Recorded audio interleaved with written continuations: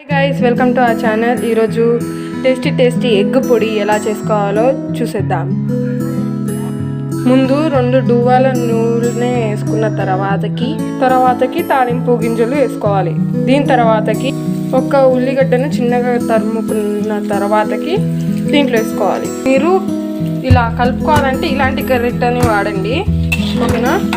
దీనివల్ల మనకి ఆ ఎగ్స్ ఇలా చేయడానికి పనికొస్తుంది. ఇలా ఇది మొత్తం దూరంగా వేయించుకోండి. ఆనియన్స్ ఇలా వేగిన తర్వాత కొంచెం కారం, పసుపు, ఉప్పు వేసుకోవాలి. ఇలా వేసుకున్న తర్వాత కలుపుకోవాలి.